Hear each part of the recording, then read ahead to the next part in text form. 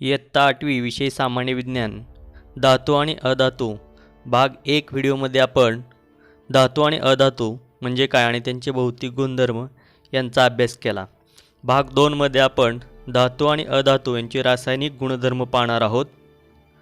धातूंचे रासायनिक गुणधर्म chemical properties of metals त्यातील इलेक्ट्रॉन स्वरूपण। इलेक्ट्रॉन स्वरूपण हे सर्व मूलद्रव्यांच्या रासायनिक वर्तनाचा आधार असतो। बहुसंख्य धातूंच्या अणूंच्या बाह्यतम कवचातील इलेक्ट्रॉनची संख्या कमी म्हणजे 3 पर्यंत असते। मूलद्रव्य अणु अंक आणि इलेक्ट्रॉन स्वरूपण आपण पाहूया। सोडियम त्याचा अणु अंक आहे 11, त्याचं इलेक्ट्रॉन स्वरूपण 281 असं असतं। त्यानंतर मॅग्नेशियम त्याचा अणु अंक आहे 12, त्याचं इलेक्ट्रॉन स्वरूपण 282 असे असते।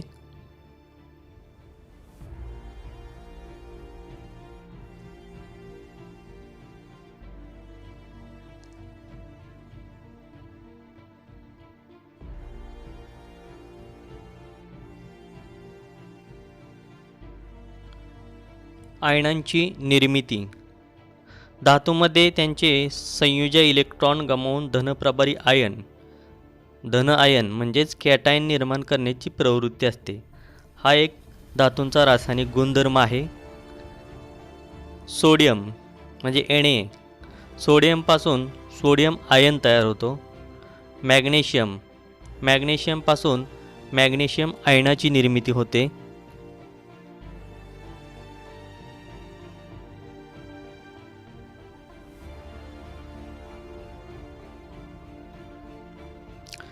धातूंची ऑक्सिजन बरोबर अभिक्रिया धातूंचा ऑक्सिजनशी संयोग होऊन त्यांचे ऑक्साईड तयार होतात।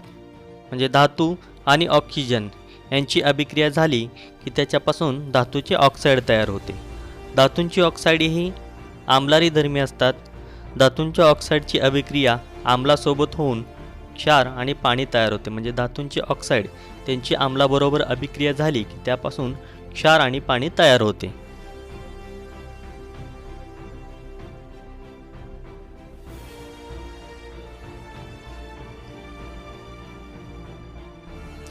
आम्लाबरोबर अभिक्रिया बहुतेक धातूंची विरल आम्लाबरोबर अभिक्रिया होऊन धातूंचे क्षार तयार होतात व हायड्रोजन वायू बाहेर पडतो। म्हणजे धातू आणि विरल आम्ल यांची अभिक्रिया होऊन क्षार तयार होतात आणि त्यातून हायड्रोजन वायू बाहेर पडतो।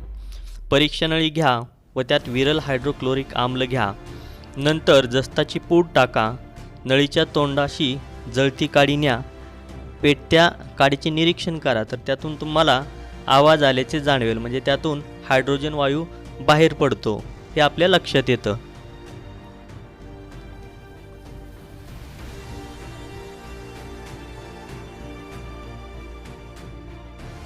धातूंची पाण्यासोबत अभिक्रिया काही धातूंची पाण्यासोबत अभिक्रिया होऊन हायड्रोजन वायूची निर्मिती होते। काही धातूंची पाण्याबरोबर कक्ष तापमानाला तर काहींची गरम पाण्यासोबत तर काहींची पाण्याच्या वाफेसोबत अभिक्रिया होते आणि त्यांच्या अभिक्रियेचा दर हा वेगवेगळा असतो। यानंतर आपण अधातूंचे रासायनिक गुणधर्म पाहूया। Chemical properties of non metals electron स्वरूपण बहुसंख्य अधातूंच्या संयोजी कवचातील इलेक्ट्रॉनची संख्या जास्त म्हणजे 4 ते 7 पर्यंत असते। मूलद्रव्य अणुअंक आणि इलेक्ट्रॉन स्वरूपण नायट्रोजन त्याचा अणुअंक 7 आणि त्याचे इलेक्ट्रॉन स्वरूपण 2,5। ऑक्सिजन अणुअंक 8, इलेक्ट्रॉन स्वरूपण 2,6 असे असते।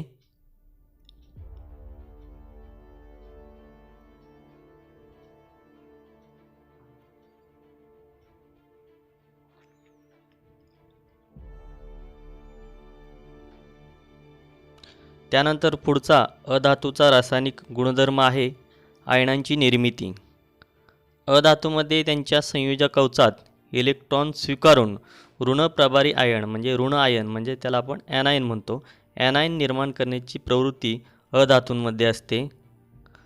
उदाहरणार्थ क्लोरीनपासून क्लोराईड आयन तयार होतो आणि ऑक्सिजनपासून ऑक्साईड आयनाची निर्मिती होते।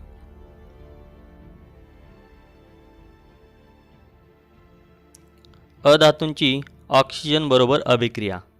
अधातू ऑक्सिजनशी संयोग करून त्यांची ऑक्साईडे तयार करतात. म्हणजे अधातू त्याची ऑक्सिजन बरोबर अभिक्रिया होऊन अधातूंची ऑक्साईड तयार होतात. अधातूंची ऑक्साईड ही प्रामुख्याने आम्लधर्मी असतात. ती आम्लारीशी संयोग पावून द्रावणीय क्षार व पाणी तयार होतो. कार्बन आणि ऑक्सिजन यापासून कार्बन डायऑक्साईड तयार होतो.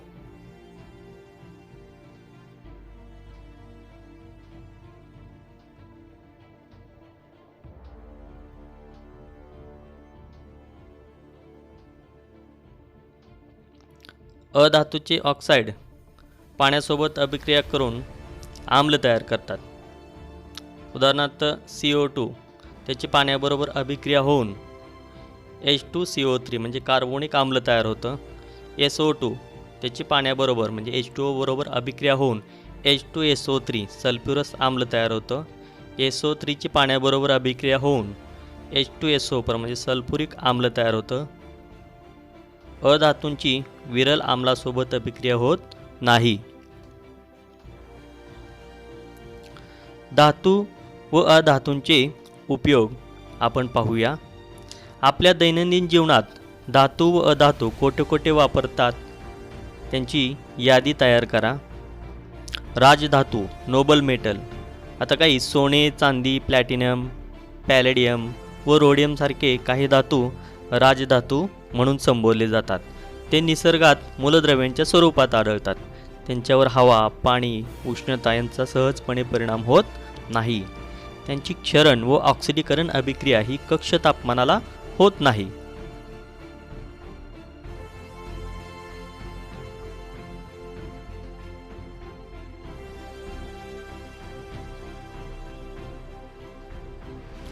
राजधातूंचे उपयोग आपण पाहूया. सोने, चांदी, प्लॅटिनम यांचा वापर मुख्यतः अलंकार बनवण्यासाठी म्हणजे दागिने बनवण्यासाठी होतो. चांदीचा उपयोग औषधीमध्ये म्हणजे अँटीबॅक्टेरियल प्रॉपर्टीसाठी त्याचा उपयोग होतो. सोन्या चांदीची पदकेही तयार करतात. काही इलेक्ट्रॉनिक उपकरणामध्ये सुद्धा चांदी, सोने यांचा उपयोग होतो. प्लॅटिनम, पॅलेडियम या धातूंचा उपयोग उत्प्रेरक म्हणजे कॅटलिस्ट म्हणून सुद्धा होतो.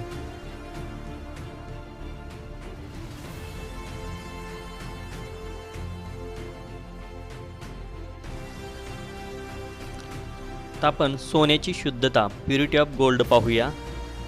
तुम्ही सोनाराच्या दुकानात जर गेला तर सोनार आपल्याला सोन्याचे भाव विचारले असता वेगवेगळे भाव सांगतो. असं का बरे होतं?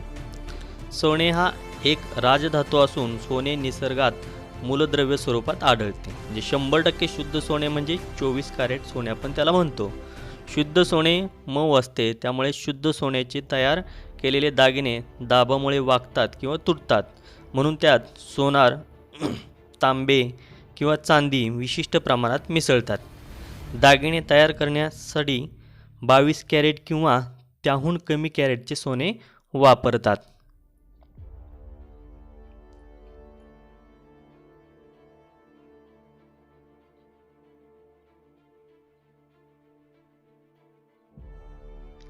सोन्याची शुद्धता कॅरेट आणि टक्केवारी आपण पाहूया.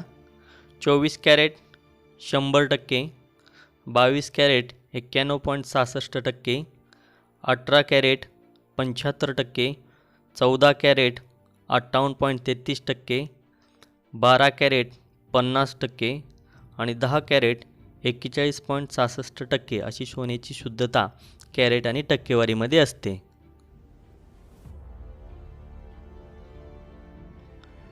आता आपण पुढचा भाग पाहूया. क्षरण, कोरोजन.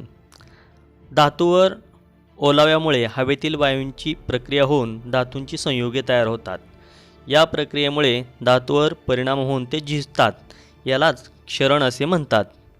माहीत आहे का तुम्हाला, अमेरिकेतील न्यूयॉर्क शहराजवळ समुद्रात स्वातंत्र्य देवतेचा पुतळा आहे.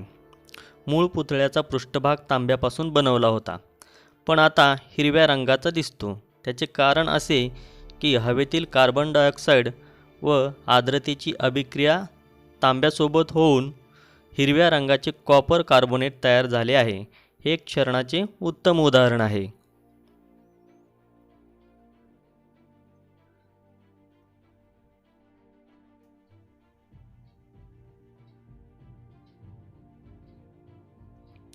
लोखंडावर ऑक्सिजन वायूची अभिक्रिया होऊन तांबूस रंगाचा लेप तयार होतो. तांब्यावर कार्बन डायऑक्साईड वायूची अभिक्रिया होऊन हिरवट रंगाचा लेप तयार होतो.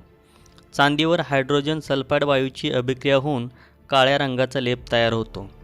धातूंचे क्षरण होऊ नये म्हणून त्यांच्यावर तेल, ग्रीस, वॉर्निश व रंगाचे थर दिले जातात.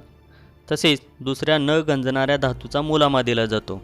लोखंडावर जस्ताचा मुलामा देऊन लोखंडाचे क्षरण थांबवता येते.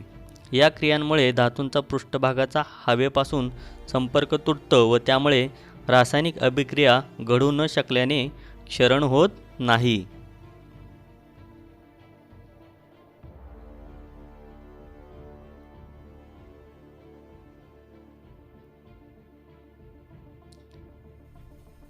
संमिश्रे ॲलॉय दोन किंवा अधिक धातूंच्या किंवा धातू व अधातूंच्या एकजीव म्हणजे समांगी मिश्रणाला संमिश्रे असे म्हणतात. म्हणजे आवश्यकतेनुसार घटक मूलद्रव्ये विविध प्रमाणात मिसळून विविध संमिश्रे तयार करता येतात. उदाहरणार्थ घरामध्ये वापरण्यात येणारी स्टेनलेस स्टीलची भांडी लोखंड व कार्बन, क्रोमियम, निकेल यापासून बनलेले संमिश्र आहे. पितळ हे संमिश्र तांबे व जस्त यापासून बनवतात. कांस्य हे संमिश्र तांबे व कथील यांच्यापासून बनवतात.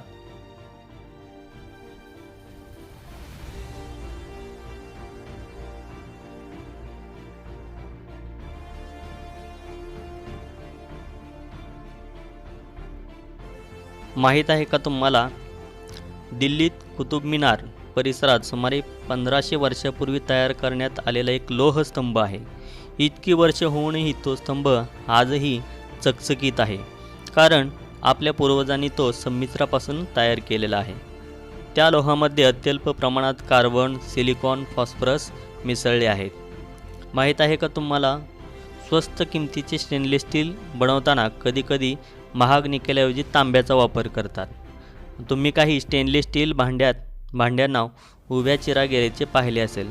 त्यामागचे हे कारण असते.